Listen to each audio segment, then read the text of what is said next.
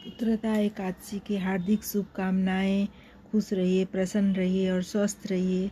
आप वीडियो को पूरा देखिए और लाइक, सब्सक्राइब और शेयर कीजिए। जय श्री कृष्ण। एक दिन श्री कृष्ण ने पूछा, हे कृष्ण, आपने हमें सफला एकादशी का महात्म्य विधि सहित कह कृतार्थ किया है। अब आप पौष माह के व्रत के बारे में बतलाइए। उस दिन कौन से देवता का पूजन होता है तथा उसकी विधि क्या है। इस पर श्री कृष्ण भगवान बोले, हे राजन, पौष मास की शुक्ल पक्ष की एकादशी का नाम पुत्रदा है। इसका पूजन विधि से करना चाहिए। इस व्रत में नारायण भगवान की पूजा करनी चाहिए। इस पर और अचर संसार में पुत्रदा एकादशी व्रत के समस्त अन्य दूसरा व्रत नहीं है। इसके पुण्य के से मनुष्य तपस्वी, विद्वान और धनवान होता है। इसकी एक कथा है, उसे सुनो। भद्रावती नगरी में सुकेतु नाम का एक राजा राज्य करता था। वह निसंतान था। उसकी स्त्री का नाम सैव्या थी। वह सदैव निपुत्री होने के कारण चिंतित रहती है।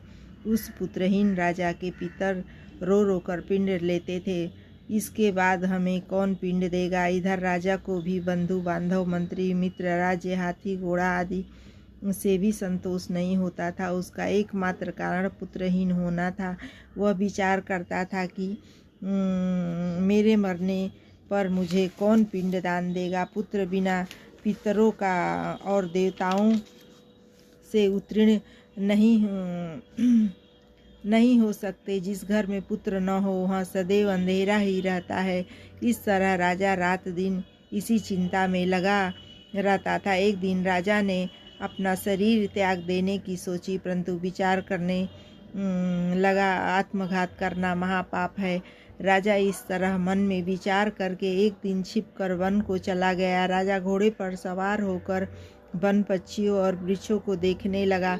उसने वन में देखा कि मृग, बाघ, सुअर, सिंह, बंदर, सर्प आदि भ्रमण कर रहे हैं। हाथी अपने बच्चों और हथिनियों के बीच घूम रहे हैं। उस वन में राजा ने देखा कि कहीं तो सियार कर्कश शब्द कर रहे हैं तो कहीं मोर ध्वनि कर रहे हैं। वन के दृश्यों को देखकर राजा को सोच विचार में दोपहर हो गई। अब राजा को भूख और प्यास लगने लगी।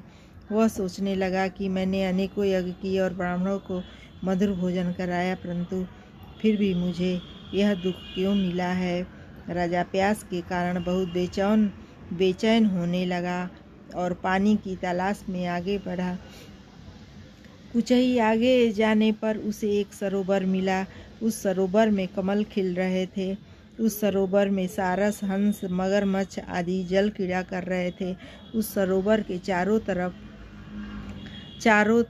तरफ मुनियों के आश्रम बने थे। उस समय राजा के दाहिने अंग फड़कने लगे। राजा मन में प्रसन्न होकर सरोवर के किनारे बैठे हुए मुनियों को देखकर घोड़े से उतरा और दंडवत करके उनके सन्मुख बैठ गया।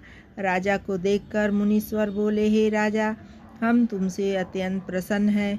तुम इस जगह कैसे आए हो सो कहो। इस पर राजा ने उनसे पूछा, हे मुनीश्वरों, आप कौन हैं और किस लिए यहाँ पधारे हैं। सो मुनि बोले, हे राजन, आप पुत्र की इच्छा करने वाले हो। उत्तम संतान देने वाली पुत्रदा एकादशी है।